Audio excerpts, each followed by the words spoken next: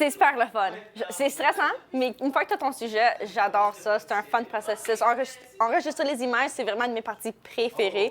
J'aime ça jouer avec la caméra, le manuel, puis focus. C'est vraiment le fun de voir le résultat final. Quand je suis allée sur place, c'était absolument pas du tout ce à quoi je m'attendais. Il fallait que je me réinvente. C'était assez compliqué. J'étais en train de me dire, est-ce que je vais avoir de bonnes images? Est-ce que Daniel sera satisfait? Est-ce que je serai satisfait de mon travail?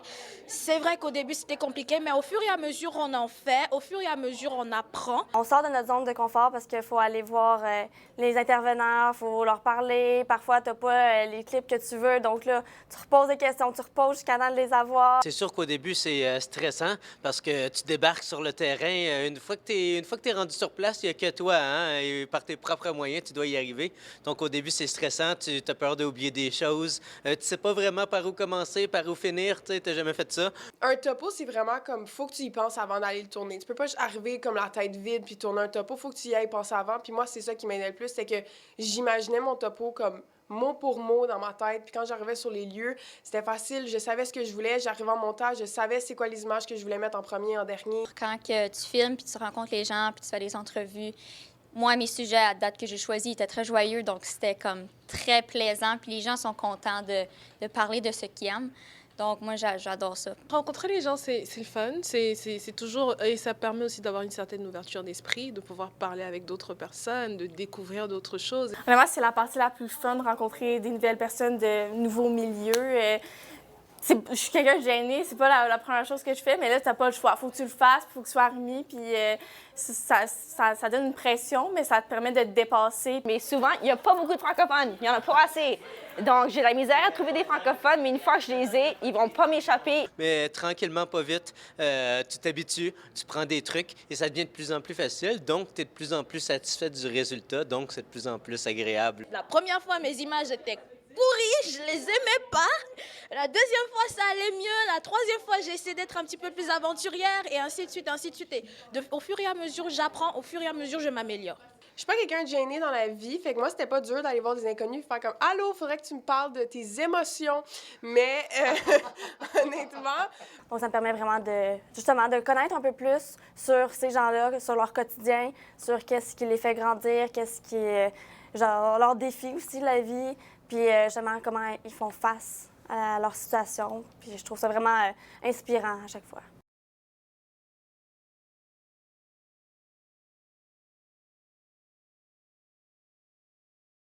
C'est juste de le faire à mesure, puis de comme aller chercher le plus d'imagination que tu peux pour qu'après ça fasse du sens avec tes images. Parce que si tu penses juste à l'écrire pour l'écrire, ça marchera pas. Faut vraiment que tu penses à tes images puis au topo au complet. C'est très difficile, mais tu t'améliores à chaque fois que tu en fais un. Je trouve que ça devient de plus en plus facile, puis tu t'habitues. Le plus qu'on écrit, le plus qu'on lit des articles, qu'on voit des topos, tu commences à vraiment apprendre les tournures de phrases qui sonnent très bien, qui sont très classiques, je dirais, dans les médias. Moi, c'est la partie que j'aime le plus, là, parce que t'assembles un peu tout. Mais comme Dan dit, il faut que tu fasses comme si tu parlais à ta grand-mère, là, parce que t'écris pas ça comme si t'écrivais un article et tout. Puis au début, c'est comme de l'adaptation, parce que faut que ce soit simple, faut que ce soit direct au but. Je réfléchis souvent beaucoup comme si j'écrivais un texte écrit, mais souvent il faut juste parler comme si on parlait à son frère, à sa sœur, à Daniel, à ses camarades de classe. Donc c'est vraiment quelque chose qu'il faut faire de la manière la plus simple possible, pouvoir expliquer ce que tu as vécu. Ne pas chercher à faire des tournures de phrases trop compliquées, parce que là, ça te complique, ça te ralentit et ça rend aussi le reportage moins intéressant. Donc, vraiment, direct. On lit à voix haute pour s'assurer que ça cloche pas, que ça a un bon rythme et que c'est naturel. On veut pas que ça soit trop écrit. Garde ça simple. Parle à ton ami, il fait comme « Yo, je suis allée au bas de neige l'autre fois, puis c'était vraiment le fun. That's it. » Faut que ça soit fluide, puis il faut aussi que ça s'enchaîne bien. Puis parfois, tu as des petits moments de magique, là, qu'un intervenant va parler d'un sujet, puis l'autre va en parler, mais il va compléter l'autre. Donc ça, là, t'es comme « Ah, j'ai mon extrait! » là, t'es comme « Wow! » Comme moi, mon dernier texte, je suis vraiment fier de ce que j'ai fait. Je crois que c'est mon meilleur. Oui, effectivement. T'es d'accord? Oui, c'est bon. C'est pas de ma faute, j'ai eu un bon mentor.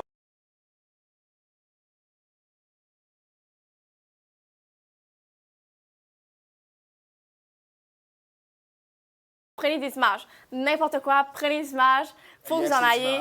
Ouais, moi, les topos que j'ai le plus aimé de faire, c'est quand j'avais plus d'images. Puis quand tu trouves un sujet qui a des images, c'est facile d'écrire le texte. Prends des images, quand tu arrives, écris un texte par rapport à ce que tu as. Le seul conseil, c'est arrête de stresser, OK?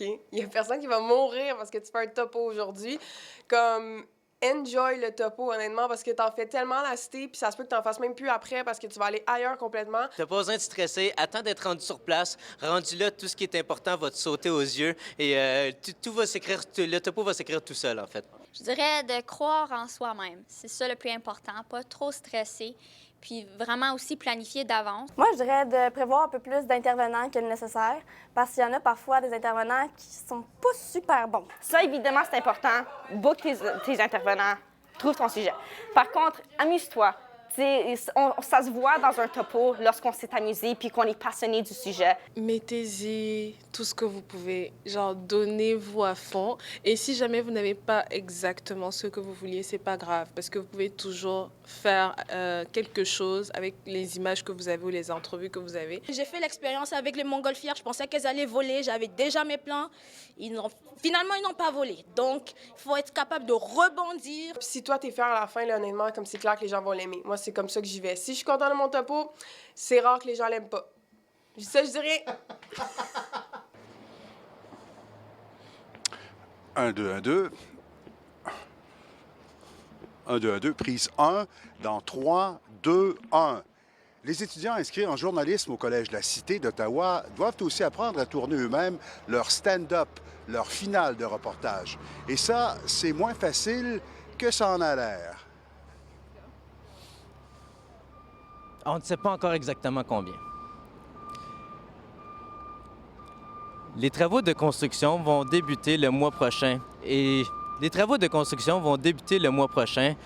Voyons. Les travaux de construction... Les travaux de construction vont débuter le mois prochain. Ouais. Les travaux de construction auront... Non. Les travaux de construction vont débuter dans le... Les travaux de construction vont débuter... Oh, attends, je regarde pas ta caméra. Les travaux de construction vont commencer le mois prochain. Ah. Et ça prendra entre 5 et... Non, ça va prendre entre 5 et 7 ans. Et ça prendra... Et ça prendra entre 5 et 7 ans... Tu sais quoi, je Avant que... Ben là, je t'ai regardé, fait que ça marche pas.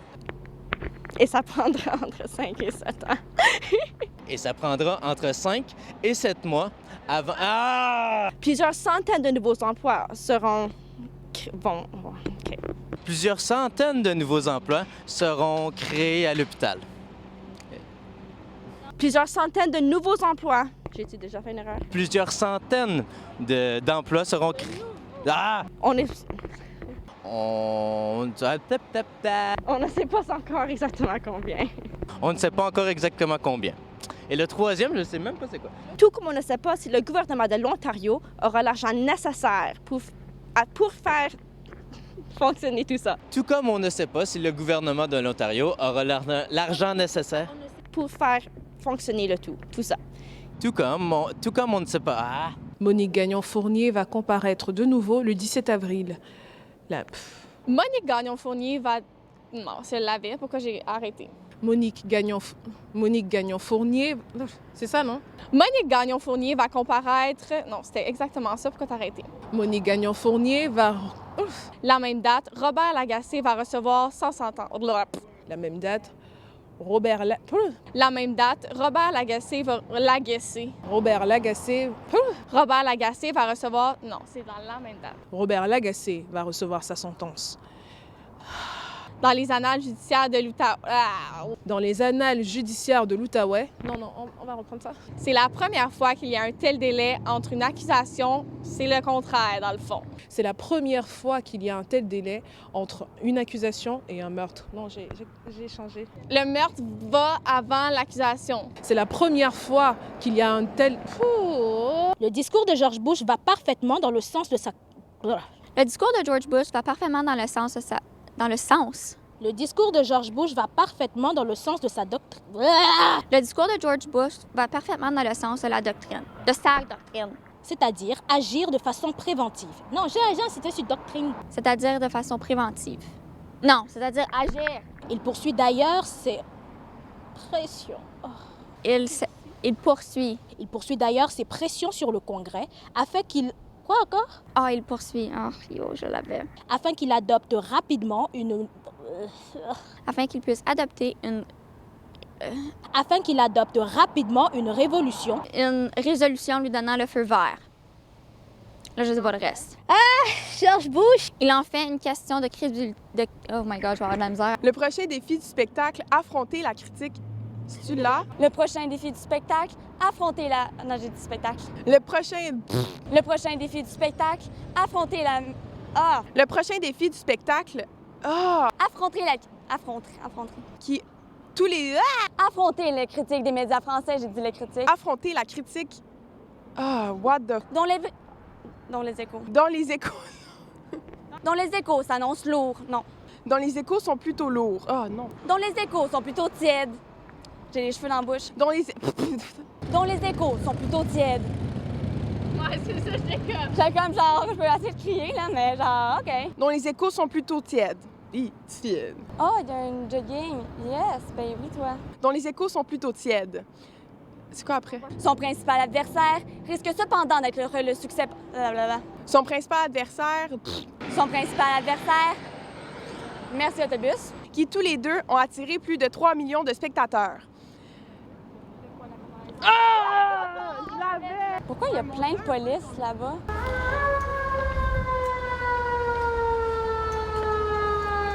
Quelle heure qu'il est là? 11h15.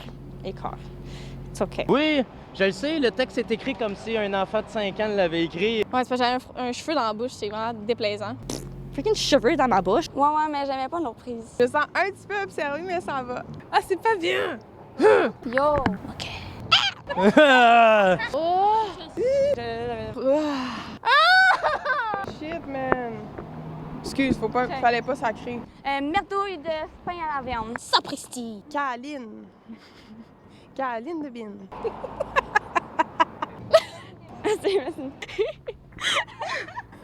Ah ah ah ah ah.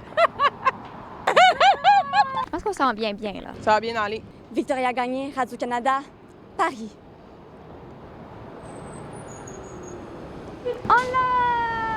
Ici Magali Chichia Chapuis, la Cité collégiale, Ottawa.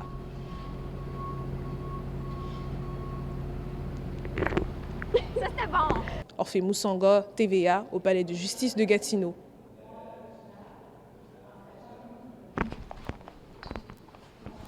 Michel Tanganyika, Radio-Canada, Washington.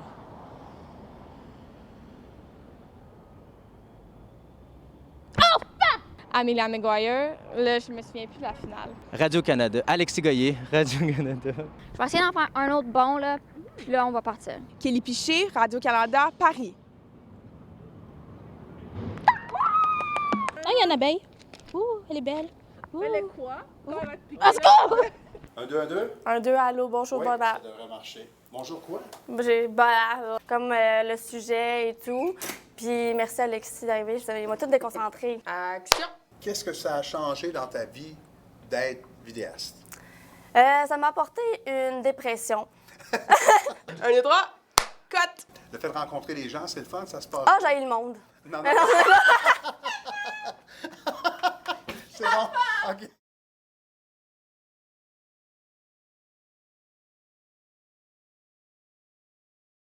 Est-ce que tu aimerais être vidéaste plus tard? Non! Absolument. Ah, non. Je crois que oui. Non. Pas du tout! C'est un truc que j'aimerais bien. Non, pas du tout. J'y avais jamais pensé, mais à cette heure que, avec l'expérience que j'ai eue, c'est vraiment pas une option que j'écarte. Non, non, non, non, non, non, non, non. C'est intéressant, mais non, pas pour moi. Magali, oui. Filmer, c'est tellement le fun. Puis le processus d'arriver à mon ordi, puis tout transférer mes images et voir ce que j'ai enregistré, j'adore ça. Traîner tout le stock, être de même, pas être poigné. Puis là, après, tu défais les barreaux, là. Toute la patente, là. J'ai ça, le trépied. T'aimerais mieux avoir un caméraman. Oui, oui. David, si je peux l'avoir très rapidement, là, moi, ça m'irait bien. Mais sinon, je veux avoir un caméraman avec moi. Filmer avec une caméra, on dirait que ça stresse, là, le trépied. Puis faut que tu montes, faut que tu T'aimerais trouves mieux les avoir ton angles. caméraman. Ouais, c'est sûr, là. Quelqu'un qui me suit un peu, là. Parfait. Tu comprends un peu plus le travail les gens qui filment. Donc, tu peux comprendre qu'est-ce qu'ils font, puis tu peux même les aider. Avoir des aptitudes de vidéaste, ça peut vraiment t'apporter, surtout dans le métier. Ça peut vraiment t'ouvrir beaucoup plus de portes et ça te rend polyvalent partout. Lancer une compagnie, il faut savoir aussi se permettre de montrer qui on est aussi derrière les coulisses, de montrer c'est quoi notre produit. Donc, c'est sûr que dans n'importe quoi, ça va être super utile. Quand tu apprends à vraiment bien tourner les images, ben tu apprends aussi à comme mieux comprendre ta nouvelle puis mieux l'imager. Après, tu sais, surtout que moi, je vais aller en radio. Fait qu'en radio, il faut que tu images ta nouvelle parce que les gens, ils le voient pas. C'est sûr que ça m'a aidé, puis pas que j'ai pas aimé ça, mais je pense que j'aime mieux être devant la caméra et non derrière.